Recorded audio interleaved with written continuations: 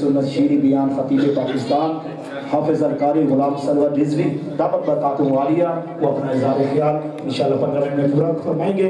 انشاءاللہ اس کے بعد بڑی خوبصورت آواز محمد ذیشان ربی صاحب وہ بھی تشریف لے کے آئے ہیں. ان کے بعد انشاءاللہ ان کی حاضری پیش ہوگی.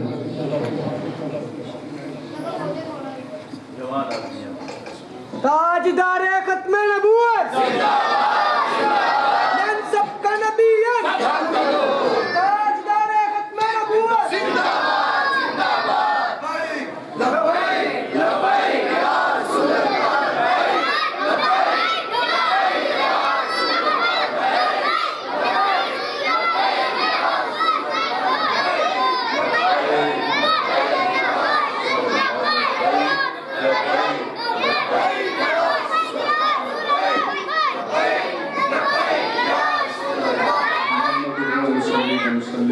رسوله الكريم اما بعد فاعوذ بالله من الشيطان الرجيم بسم الله الرحمن الرحيم قال الله تبارك وتعالى في الكلام المجيد عليكم نعمتي ورضيت لكم الاسلام دينا آمنت بالله صدق الله العظيم قال الله تبارك وتعالى في الكلام المجيد والفرقان الحميد ان الله وملائكته يصلون على النبي یا ایھا الذین آمنوا صلوا علیہ وسلموا تسلیما.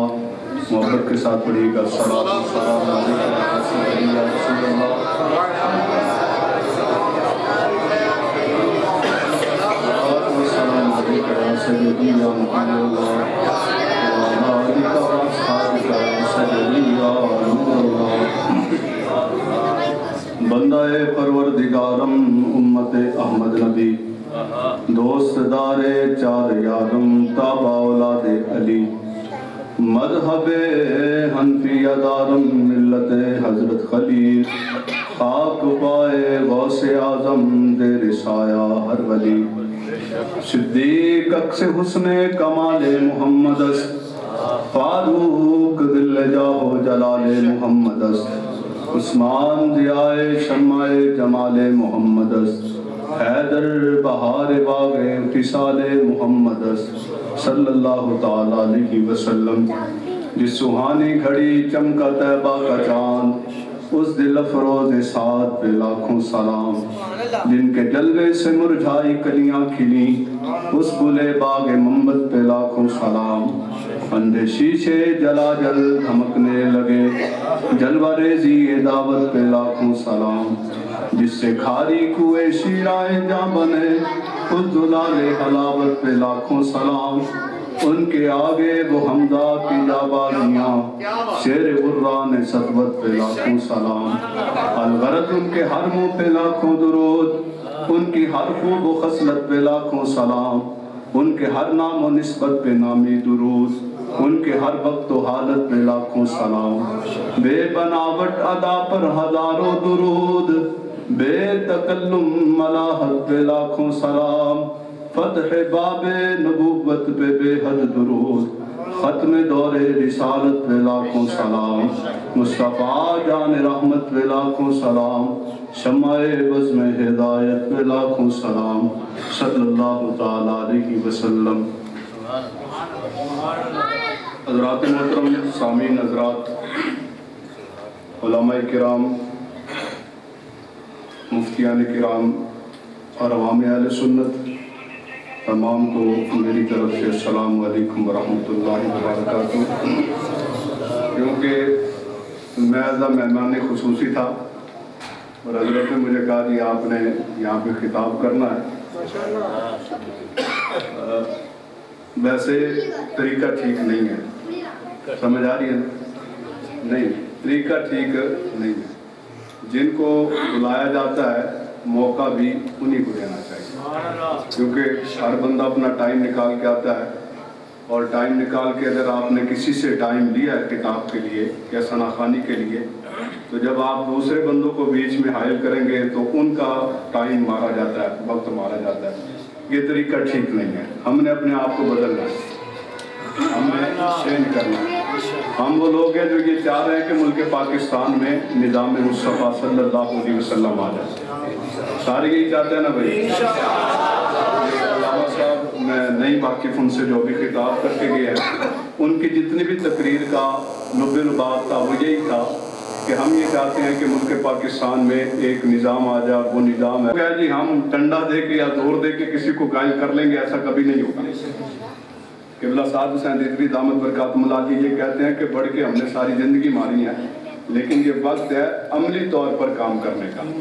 اگر ہم چاہتے ہیں نا کہ ملک پاکستان کی حالت بدل جائے، ہم چاہتے ہیں کہ اس کی تقدیر بدل جائے، ہم چاہتے ہیں کہ نیک لوگ اور عالم دین اور حضور علیہ السلام سے محبت کرنے والے اور نظام کو سمجھنے والے، جو نظام اللہ کے رسول نے دیا وہ اوپر آ جائیں، تو اس کے لیے عملی طور پر جدوجہد کی ضرورت ہے. اور وہ عملی طور پر سب سے پہلے میرے اوپر لاگو ہوتی ہے. میں اس کو اپنے اوپر کروں، میرے اوپر نظر آنی چاہیے کہ یار یہ لوگ دین کو بدلنا چاہتے ہیں.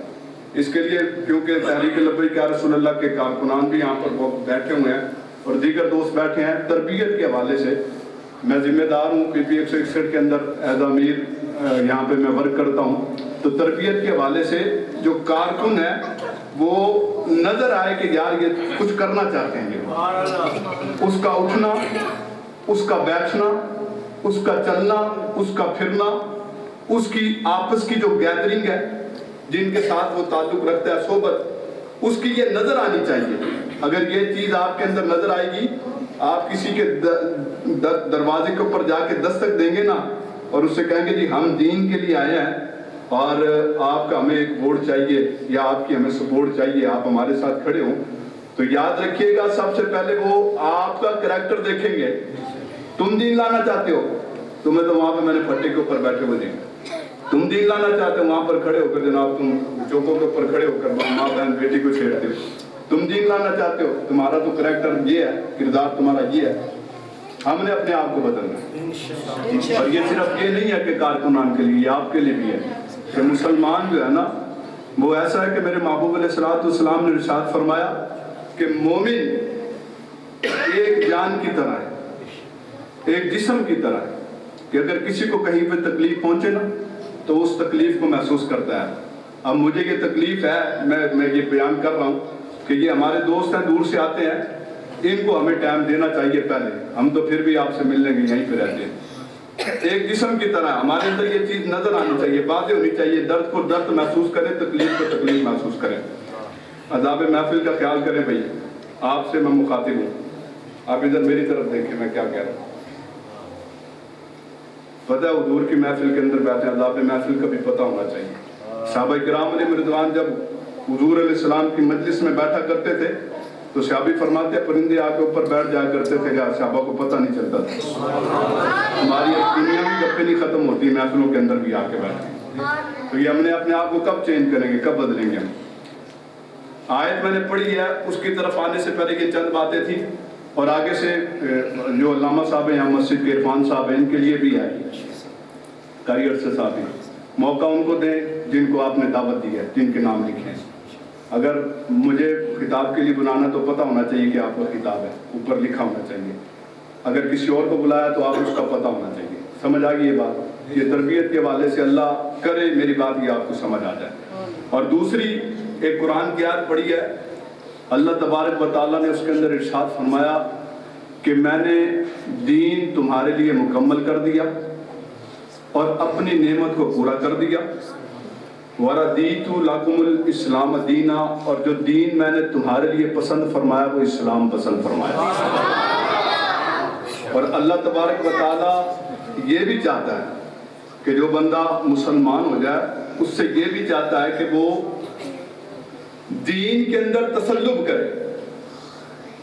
دین کے اندر کیا کرے؟ تسلب کرے، یعنی سختی اور اطاعت کے اندر اپنی آخری سانس تک کار بند رہے. سختی سے عمل بھی کرے اور اطاعت بھی کرے، آخری سانس تک جو اس کا چل رہا ہے دین کے اوپر کار بند رہے.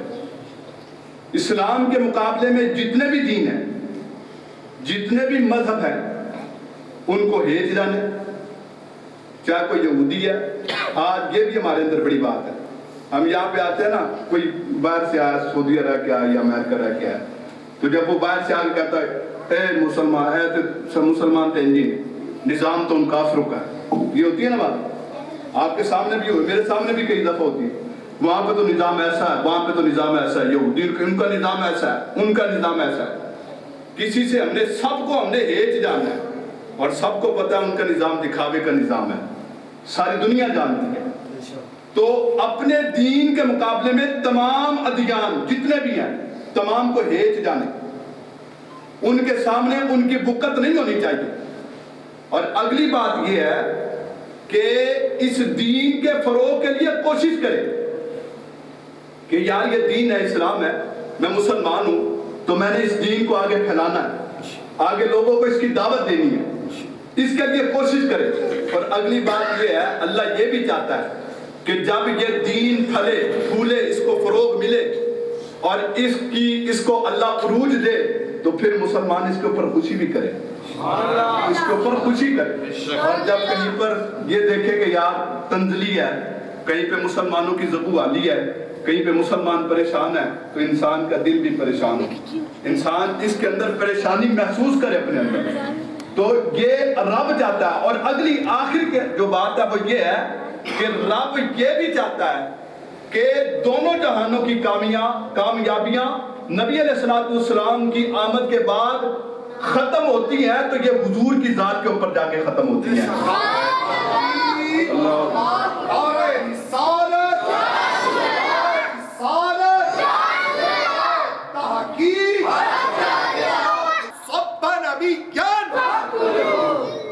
میرا بھائی 5 منٹ ٹائم ہے صرف, کیونکہ 15 منٹ کا عادت 10 منٹ ہو گئے. میری گفتگو آپ نے صرف 5 منٹ کے اندر انشاءاللہ میں نے ختم کرنی. تو جتنی بھی کامیابیاں ہیں دونوں جہانوں کی, یہ ساری کے ساری ذات مصطفیٰ سے ریلیٹڈ ہے اور حضور علیہ السلام کی ذات ہے. یعنی کوئی یہ چاہتا ہے کہ رب راضی ہو جائے, رب تک پہنچنے کا ذریعہ صرف ایک ہی ہے, راستہ صرف ایک ہی ہے, وہ ہے ذات مصطفیٰ صلی اللہ علیہ وسلم. جو بندہ چاہتا ہے رب تک پہنچ جائے, سب سے پہلے دربار مصطفیٰ کے اندر اس کو پہنچنا پڑے گا. دربار مصطفیٰ میں جب پہنچ گیا تو تب جا کے وہ خود بخود رب تک پہنچ جائے گا. جو یہ کہا گیا قل ان کنتم تحبون اللہ فاتبعونی یحببکم اللہ, یہ جو کہا گیا یہی ہے. اور فرمایا یہی وہ ایک راستہ ہے, باقی جتنے بھی راستے ہیں وہ سارے شیطانی راستے ہیں, دوسرا کوئی راستہ نہیں ہے. ہمارے ملک پاکستان کے اندر ایک عرصے سے ایک لبرل طبقہ ہے جو اس کوشش کے اندر ہے کہ جو نوجوانوں کے اندر ایک جذبہ دین کا ابھرا ہے, جو بابا جی رحمت اللہ تعالی علیہ کی محنت ہے وہ نظر آ رہی ہے, اس محنت کو کسی طریقے سے دبوچا جائے. یہ بھی سانہ سیالکوٹ آپ کے سامنے موجود ہے, اس کو بھی ہمارے کھاتے ڈالنے کی کوشش کی گئی. حالانکہ ہم تو سب سے پہلے دن اس کی مذمت کر چکے ہیں, اور جب غازی ممتاز حسین قادری کا مسئلہ تھا یا سلمان تاثیر کا ہوا تھا, اس وقت بھی ہم نے سب سے پہلے جو دروازہ کھٹکھٹایا تھا وہ عدالتوں کا دروازہ کھٹکھٹایا, اور بعد میں یہ سارا مسئلہ ہوا. اور ہم وہ لوگ ہیں کہ پاکستان کے آئین کو مانتے ہیں, پاکستان کے قانون کو مانتے ہیں, پاکستان کی عدالتوں کو مانتے ہیں, جتنا بھی نظام ہے ہم سب کو مانتے ہیں. سمجھ آ رہی کہ نہیں آ رہی بھائی؟ یہ بات ایسا تحریک لبیک یا رسول اللہ پاکستان کا نمائندہ ہونے کی حیثیت سے آپ کے سامنے یہ بات میں کلیئر کر رہا ہوں. ہم نے سب سے پہلے اس بارے کی مذمت کی, لیکن جب بھی کوئی ایسا مسئلہ ہوتا ہے نا اس کو لے دے کے ہمارے کھاتے ڈالنے کی کوشش کی جاتی ہے. حالانکہ نہ ہماری ایسی تربیت ہے اور نہ کبھی بھی بابا جی رحمت اللہ تعالی نے ایسا کوئی حکم صادر کیا ہے. آپ فرمایا کرتے تھے کہ یہی وہ عدالتیں ہیں, یہی وہ ریاستیں ہیں, اسی کے تحت ہم نے چل کے اپنا کام آگے کرنا ہے. اب یہ سیالکوٹ کا واقعہ ہوا, اس کے اوپر سب نے باتیں کی لیکن ہم نے اس کی مذمت کی. اب وہی لبرل طبقہ جس نے دیکھا کہ یہ نوجوان کھڑے ہو گئے اور دین کے معاملے میں ان کے اندر سختی آ گئی, اب یہ بات کرتے ہیں تو نظام مصطفیٰ کی کرتے ہیں, اب یہ بات کرتے ہیں حضور کے دین کو تخت پر لانے کی کرتے ہیں, اب یہ بات کرتے ہیں کہ ملک پاکستان کے اندر اسلام آ جائے, اور نوجوان سارا کھڑا ہو چکا, اس نوجوان کو کسی طرح جو ہے وہ متنفر کیا جائے. یہ ایک سازش کے تحت اور پلاننگ کے تحت ایسے واقعات کیے جاتے ہیں جس سے ہمارا نوجوان دیکھیں نہیں. جب بھی بات ہوگی ٹیلی ویژن کے اوپر میں نے یہ معذرت یہ بات کی ہے, وہ عورت بیٹھی تھی اور وہ یہ بات کر رہی تھی, مجھے تو مسلمان ہونے پر شرم محسوس ہو رہی ہے. حضرت یہ وہ بیٹھی تھی, اینکر تھی, اور وہ یہ بات کر رہی تھی کہ میں محسوس کر رہی ہوں، شرم محسوس کر رہی ہوں کہ میں مسلمان ہوں۔ اب ایک چیز ہے، ایک بندے نے غلطی کر دی ہے اور اس کے اوپر کیا سارے مسلمان ایسے ہیں؟ یہ ایک سوچی سمجھی سازش کے تحت جو ہے وہ میڈیا کے اوپر بیٹھ کے بات کی جاتی ہے۔ ہم نے نوجوانوں اپنے آپ کو سنبھال کے رکھنا ہے۔ خدا کی قسم یہ بابا جی رحمۃ اللہ تعالیٰ نے جو جذبہ دیا ہے نا، جگایا بیداری، اس بیداری کو آڑے ہاتھوں نہیں کسی کے آنے دینا ہم نے اس بیداری کو قائم رکھنا ہے، ہم نے اس بیداری کو زندہ رکھنا ہے۔ جتنی مرضی لوگ سازشیں کر لیں، ہم نے کسی سازش کا شکار نہیں ہونا، اور یہ محنت کرتے رہے انشاءاللہ۔ اور محنت ہی ہے جی حضرت، آخری کے اندر بات ہے، میں یہاں پر بیٹھ کے جتنی مرضی تقریریں کر لوں، آپ جتنی مرضی علماء بیٹھیں گے تقریریں کر لیں، تقریروں سے کام نہیں ہوگا، گراؤنڈ کے اندر آ کے کام ہوگا۔ اور کام ایک ہی ہے، دروازہ کھٹکھٹانا ہر بندے کا جا کے۔ 72 سال ہو گئے یار، کبھی بھی جو ہے نا وہ دین کے بارے میں کسی نے بات نہیں کی۔ ایک جماعت آئی ہے جس نے اپنا پہلے دن سے موقف رکھا ہے کہ ہم نے حضور کے دین کو تخت پر لانا ہے، اور سب نے دھوکہ دیا، جو بھی ہے سب نے دھوکہ دیا، سب دھوکہ دے کے چلے گئے۔ چلو یار ایک یہ بھی آئے ہیں، اگر یہ حضور کے دین کے لیے کھڑے ہو کے یہ کام کہہ رہے ہیں نا، چلو جو حضور کے نام پہ یہ دھوکہ دینا چاہتے ہیں تو ہم ایک دھوکہ ان کے نام پہ بھی کھا لیتے ہیں۔ ایک یہ بات، ہم نے دروازہ سب کو کھٹکھٹانا ہے، اور سب سے بڑی طاقت ووٹ کی ہے۔ یہی طاقت ہے جس کے ذریعے ہم دین کو اوپر لا سکتے ہیں۔ پاکستان کے اندر دوسرا نظام کوئی نہیں ہے۔ ووٹ ہوگا، ہمارے ممبران اسمبلی کے اندر پہنچیں گے اور وہاں پر جا کر دیکھیں آئے دن اسلام کے خلاف کتنے قانون بنتے ہیں۔ جب یہ وہاں پر بیٹھے ہوں گے تو پھر یہ اسلام کے مطابق قوانین بنائیں گے، آئین کو بدلیں گے، آئین کے اندر چینجنگ کریں گے، اسلام کے مطابق آئے گا، بہار آ جائے گی انشاءاللہ۔ تو ہم نے محنت کرنی ہے، محنت کرنی ہے، محنت کرنی ہے، محنت کرنی ہے، انشاءاللہ کریں گے نا محنت انشاءاللہ۔ پاکستان کا مطلب کیا؟ اللہ ہمیں سمجھنے کی توفیق عطا فرمائے، آمین بجاہ النبی الامین۔ 2 منٹ زیادہ ہو گئے، اللہ تبارک و تعالیٰ